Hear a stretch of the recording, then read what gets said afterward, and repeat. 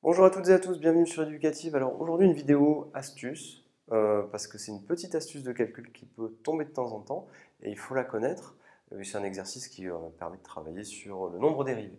Alors vous avez une fonction, alors attention déjà il y a une petite erreur dans l'énoncé, cette fonction elle est définie non pas sur R mais sur R+. Ce qui veut dire que quand vous construisez la représentation graphique de la fonction racine carrée, vous avez ce, cette fonction-là. Et donc ici, il n'y a pas, avant 0, il y a pas de courbe. Alors, déjà, vous avez la représentation graphique que vous connaissez de la fonction racine carrée, vous l'avez vu en seconde.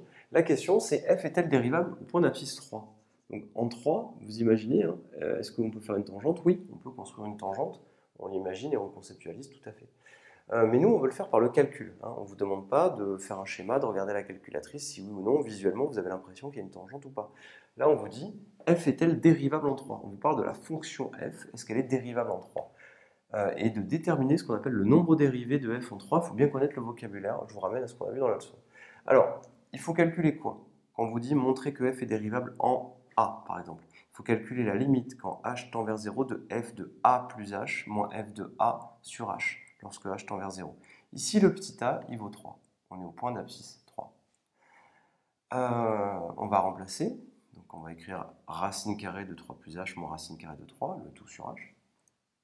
Et maintenant, on se retrouve face à un problème. Lorsque h se rapproche de 0, donc on imagine qu'ici h est très près de 0, regardez, 3 plus h sera très proche de 3, racine de 3 moins 3 fera 0, 0 sur 0, c'est une forme indéterminée, valeur qui n'existe pas. Donc, attention, on est ennuyé à cet endroit-là, c'est que ici, lorsqu'on fait tendre h vers 0, bien on obtient une quantité qu'on ne peut pas déterminer. Alors, il y a un calcul qu'on doit savoir faire, qui est le suivant. Pour lever ce qu'on appelle cette indétermination, on va multiplier numérateur et dénominateur par cette expression-là, racine de 3 plus h plus racine de 3. Pourquoi? Juste pour faire l'identité remarquable a moins b fois a plus b. Et a moins b fois a plus b, ça fait a carré moins b carré. Du coup, ça va nous donner quoi? A moins b fois a plus b, ça va nous donner racine de 3 plus h au carré, moins racine de 3 au carré.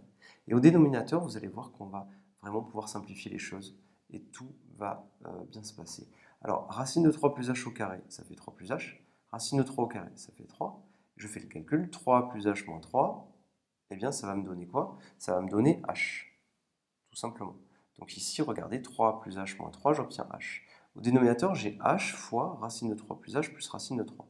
Regardez, j'efface les 3. Et ici, c'est comme s'il y avait h fois 1. Je peux donc simplifier par h. Et j'obtiens 1 sur racine carrée de 3 plus h plus racine de 3. Et maintenant, regardez, le calcul va se simplifier très très bien. Lorsque h tend vers 0, 3 plus h sera proche de 3. Lorsque h tend vers 0, 3 plus h tend vers 3. Au final, cette quantité-là, 1 sur racine de 3 plus h plus racine de 3, et bien en fait, vous aurez racine de 3 plus racine de 3, ça vous fera 1 sur 2 racines de 3. C'est un calcul hyper classique qu'il faut savoir faire, vous devez savoir le refaire, vous devez l'avoir dans votre boîte à outils comme une astuce qui peut tomber de temps en temps, si jamais il y a la fonction racine carrée. Si vous avez un devoir, fonction racine carrée, on vous parle de nombre dérivable, nombre dérivé de f en 3 par exemple, pensez à cette astuce-là, vous multipliez par, vous utilisez l'identité remarquable et vous multipliez par ce qu'il faut pour pouvoir faire votre simplification. Alors, f est-elle dérivable en 3? Eh bien oui, la valeur qu'on a trouvée ici, c'est une valeur réelle. Donc on écrira que on a lim de f de 3 plus h moins f de 3 sur h égale 1 sur 2 racine de 3, qui est un nombre réel fini.